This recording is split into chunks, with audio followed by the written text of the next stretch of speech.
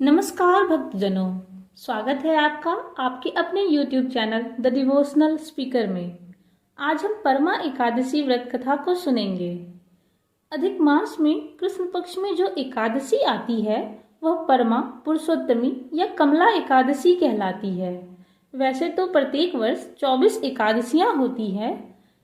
जब अधिक मास या मलमास आता है तब इनकी संख्या बढ़कर 26 हो जाती है। मलमास को जोड़कर वर्ष में 26 एकादशी होती है। अधिक मास में 2 एकादशी होती है जो पद्मिनी एकादशी और परमा एकादशी के नाम से जानी जाती है। यह एकादशी धन वैभव देती है तथा पापों का नाश कर उत्तम गति भी प्रदान करने वाली होती है। धनाधिपति कुबेर ने भी इस एकादशी व्रत का पालन किया था, जिससे प्रसन्न होकर भगवान भोलेनाथ ने उन्हें धनाध्यक्ष बना दिया था। आइए अब हम परमा एकादशी व्रत कथा को सुनेंगे।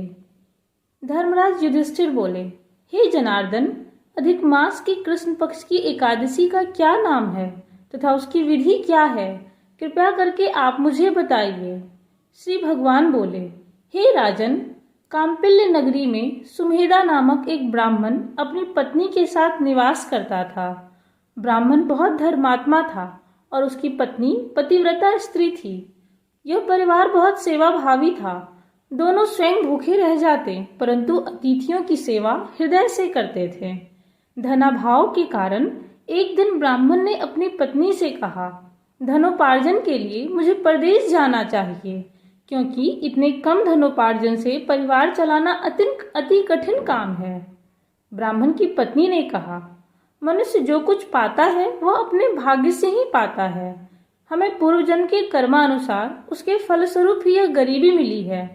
अतः यहीं रहकर कर्म कीजिए, जो प्रभु की इच्छा होगी वही होगा। पत्नी की बात ब्राह्मण को जच गई और उसने परदेश जाने का विचार त्याग दिया। एक दिन संयोगवश कौंडिल्य ऋषि उधर से गुजर रहे थे तो ब्राह्मण के घर पधारे। ऋषि कौंडिल्य को अपने घर पाकर दोनों अति प्रसन्न हुए। उन्होंने ऋषि की खूब आवभगत की। उनका सेवा भाव देखकर ऋषि काफी खुश हुए और पति पत्नी द्वारा गरीबी दूर करने का प्रश्न पूछने पर ऋषि ने उन्हें मलमास के कृष्ण पक्ष में आने वाली पुरुषोत्तमी एकादशी करने की प्रेरणा दी। व्रती को एकादशी के दिन स्नान करके भगवान विष्णु के समक्ष बैठकर हाथ में जल एवं फूल लेकर संकल्प करना चाहिए।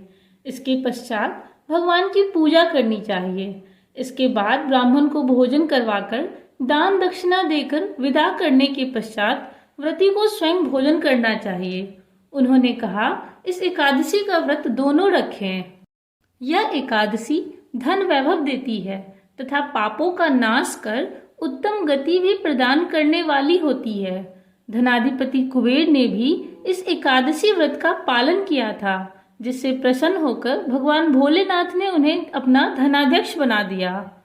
ऋषि की बात सुनकर दोनों आनंदित हो उठे और समय आने पर सुमेधा और उनकी पत्नी ने विधि पूर्वक इस एकादशी का व्रत रखा, जिससे उनकी गरीबी दूर हो गई और पृथ्वी पर काफी वर्षों तक सुख भोगने के पश्चात वे पति पत्नी श्री विष्णु के उत्तम लोक को प्रस्थान कर गए। अतः हे नारद, जो कोई मनुष्य विधि पूर्वक इस व्रत को करेगा, भगवान विष्णु निश्चित ही उनका कल्याण करते हैं।